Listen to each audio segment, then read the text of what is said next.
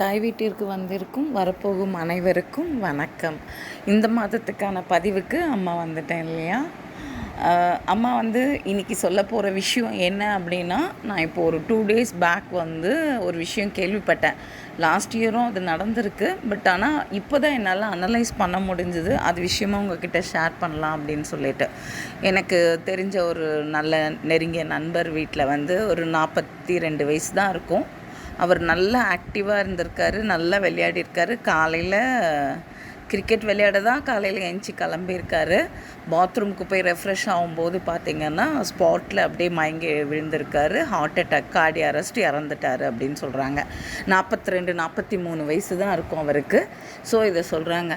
இது எதனால் நடக்குது அப்படிங்கிறத நம்ம கொஞ்சம் ஆராயணும். நான் லாஸ்ட் இயர் கூட சொன்னேன் இல்லையா, எனக்கு தெரிஞ்ச ரொம்ப நெருங்கின நண்பரும் இப்படி தான் ஸ்பாட்டில் டெத்து. மார்னிங் எந்திக்கவே இல்லை, அப்படியே உடனே அப்படியே இது பண்ணிட்டாங்க. அவருக்கும் அதே 43 44 வயசு தான்.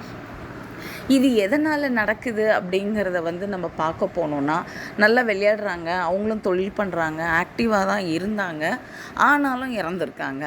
எல்லாம் சொல்கிறாங்க எக்ஸசைஸ் செய்யலாம், யோகா பண்ணலாம், இதை பண்ணலாம், அதை பண்ணலாம், பட் பண்ணால் நமக்கு எல்லாமே கரெக்டாக வரும் அப்படின்னு சொல்லிட்டு. இதில் முக்கியமான விஷயம் என்னென்னா ஃபுட்டு தான். அதுக்காக தாம்மா உங்ககிட்டலாம் நான் பேச வந்திருக்கேன். ஃபுட் கண்ட்ரோலுங்கிறதோட கூட சாப்பிடலாம், என்ன வேணாலும் சாப்பிடலாம். ஆனால் அது நம்ம வீட்டில் செஞ்ச பொருளாக இருக்கணும். அந்த பேசுகிறதுக்கு தான் அம்மா நான் வந்திருக்கேன். இப்போ நிறைய வெளியில் எல்லாருக்கும் ஃபுட்டு. இப்போ இந்த நெருங்கிய நண்பர் ஒருத்தர் இறந்துட்டார் அப்படின்னு சொல்கிறத கூட என்னென்னா, அவர் வெளியில் மோஸ்ட்லி ஹோட்டல் ஃபுட்டு எடுத்துக்கிட்டதுனால. ஹோட்டல் ஃபுட்டு தவறா அப்படின்னா எல்லாருக்கும் தெரியும். நம்ம அப்போ அந்த காலத்துலலாம் ஹோட்டலில் ஒரு காஃபி வாங்கி குடிக்கிறதுக்கே யோசிப்பாங்க. இப்போ எல்லா டைமும் ஹோட்டலில், அதுவும் அன்டைமில் அதை சாப்பிட்றாங்க, நேரங்கெட்ட நேரத்தில் சாப்பிட்றாங்க. ஒரு நல்ல டாக்டர் என்ன சொல்கிறாங்க, நைட்டு 9 மணிலேருந்து மார்னிங் 9 o'clock வரைக்கும் ஃபுட்டே தொடாதீங்கிறாங்க. அந்த பாடிக்கு அந்த அளவுக்கு எனர்ஜி இருக்கும், நீங்கள் அதை சரி பண்ணிக்கோங்க அப்படிங்கிறாங்க. இவங்க ஹோட்டல் ஃபுட் எதுக்கேற்றாலும் முடியல, hotel food taste, hotel food எல்லாம். அதுக்காக தான்மா இப்போ நான் உங்ககிட்ட சொல்ல வந்திருக்கேன். தயவு செஞ்சு எல்லோரும் வீட்டில் முடிஞ்ச அளவு சமையல் செய்யுங்க. ஒரு தயிர் சாதம்னா கூட வீட்டில் சமைச்சி அந்த தயிரை ஒரு சாதம் அடித்து தயிரை ஊற்றி சாப்பிட்றதுல ஒன்றும் ஆகிடப்போதில்லை. வெளியில் பாய்சன் சாப்பிட்றீங்கம்மா. அந்த பாய்சன் தான் பாருங்கள், 42 43 வயசில் இன்றைக்கி அவங்க குடும்பத்தோட நிலைமை என்னன்னு யோசித்து பாருங்களேன். அவர் நல்லா ஆக்டிவாக இருக்கார். நான் திருப்பி சொல்கிறேன், யோகா பண்ணார், நல்லா விளையாண்டார், பாடி இது வச்சுருந்தார். பட் அந்த ஃபுட்டு தான், அந்த ஃபுட்டு வெளியில் சாப்பிட்ற ஃபுட்டு கொஞ்சம் கொஞ்சமாக நமக்குள்ளே அந்த பாய்சன் ஆகி அது அந்த அளவுக்கு நம்மளை கொண்டு போகுது. தயவு செஞ்சு பெண்களாக இருக்கட்டும், முடிஞ்ச அளவு வீட்டில் சமைக்க பாருங்கள். உங்கள் சோம்பேறித்தனத்துக்காக உங்களுடைய இயலாமையை நீங்கள் அந்த இதில் கொண்டு ஃபுட்டில் காமிக்காதீங்க. ஏதோ ஒன்று ஈஸியஸ்ட்டு. இப்போ முன்னாடி மாதிரி அடுப்பு பற்ற வச்சு அதெல்லாம் கிடையாது. கொஞ்சம் மிக்ஸி போட்டு அதில் ஸ்டவ் பற்ற வச்சா கண்டிப்பாக ஏதாவது ஒன்று செஞ்சிடலாம். ஸோ அந்த மாதிரி ப்ரிப்பேர் பண்ணி கொடுங்க. அதை சொல்கிறதுக்கு வந்தேன். இன்னொரு குட் நியூஸ் என்னென்னா, அம்மா வருஷம் புக்கு ரிலீஸ் பண்ணுறேன் இல்லையா.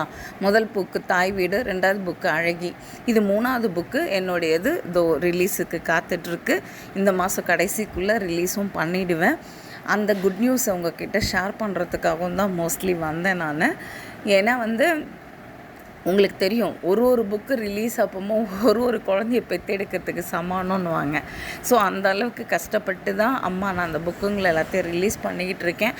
அதை உங்களை மாதிரி எல்லாருமே அதுக்கு நிஜமாகவே ரொம்ப வரவேற்பு இருக்குது. தாய் வீடு உங்களுக்கு தெரியும், சிறந்த புத்தகமாக நமது மதுரையில் டாக்டர் கலைஞர் மு. கருணாநிதி அவருடைய லைப்ரரியில் இருக்குது.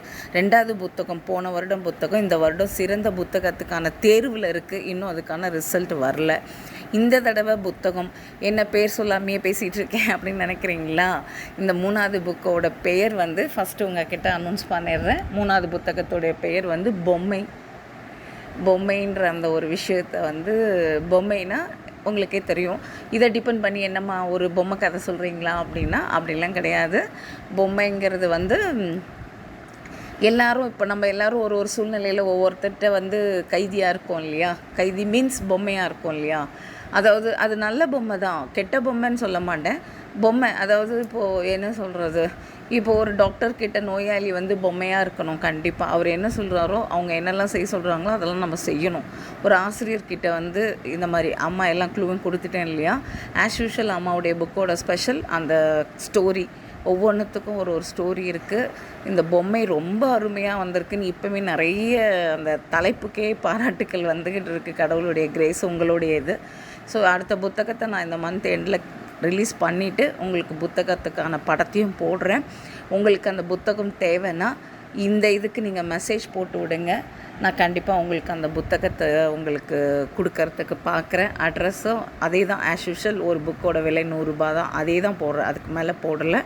நான் உங்களுக்கு புக்கை ரிலீஸ் பண்ணிவிட்டு புத்தகத்தோடைய தலைப்பை உங்களுக்கு போடுறேன். உங்கள் கிட்டே ஷேர் பண்ணிக்கணும் அப்படிங்கிற ஒரு விஷயத்துக்கு வந்தேன். அதே டைம் இந்த 2 நாளைக்கு முன்னாடி இந்த இன்சிடெண்ட்டும் பேசிடலாம். என்னுடைய பசங்க எல்லோரும் ரொம்ப நல்லபடியாக இருக்கணும் இல்லைம்மா, யாரும் நமக்கு தெரிஞ்சு எந்த கஷ்டத்தையும் வச்சுக்கக்கூடாது. தானாக வருது விதிப்பட்ட விடி, ஓகே. பட் நம்மளாக போய் மாட்டிக்க வேணாம். நல்ல ஃபுட்டு, நம்ம பிள்ளைங்களுக்கு ஆரோக்கியமான ஃபுட்டை கொடுங்க, நம்ம கணவருக்கு ஆரோக்கியமான ஃபுட்டை கொடுங்க, நம்மளை சார்ந்தவங்களுக்கு ஆரோக்கியமான ஃபுட்டை கொடுங்க. கண்டிப்பாக அது ரொம்ப நல்லதாகவே அமையும்.